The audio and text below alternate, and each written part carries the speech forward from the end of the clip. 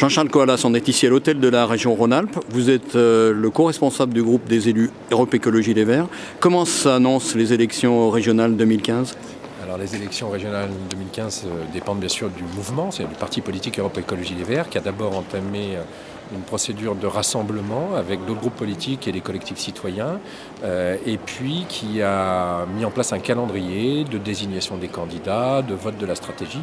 Donc fin mars, les candidatures à la candidature vont être déposées et une grande assemblée générale doit être tenue le 25 avril à Lyon pour décider de la stratégie et des têtes de liste. Vous en êtes déjà au deuxième mandat avec le Parti Socialiste et avec Jean-Jacques Queyranne.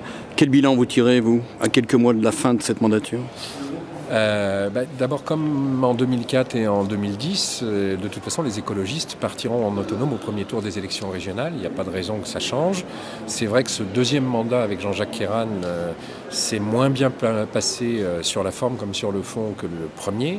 Nous avons quelques difficultés de fonctionnement collectif, majoritaire, démocratique, dirons-nous, et puis quelques sujets de friction sur le fond qui fait qu'on est en opposition, comme par exemple le Lyon-Turin, comme par exemple l'association Entreprises Rhône-Alpes Internationale, sur laquelle il y a eu un vote ce matin négatif de la majorité de l'Assemblée. Ce qui veut donc dire que vous n'êtes pas sûr d'avoir au second tour une majorité unie gauche écologiste ? Mon analyse personnelle qui n'engage que moi, c'est que si le Parti Socialiste désigne Jean-Jacques Queyranne comme tête de liste et qu'il est à l'issue du premier tour en tête, la fusion de nos deux listes au deuxième tour va être compliquée.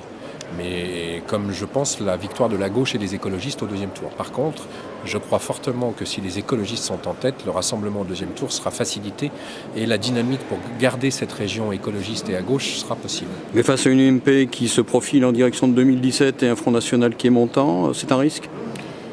Il y a toujours un risque, c'est la démocratie et ce sont les électeurs qui décident, les citoyens qui décident, mais je pense qu'une dynamique écologiste peut justement arrêter ce vote, alors que ce soit d'ailleurs l'abstention ou le vote de protestation, qui dit aux politiques qui sont en place depuis longtemps, vous n'avez rien fait ou vous ne faites rien et qui leur demandent d'agir.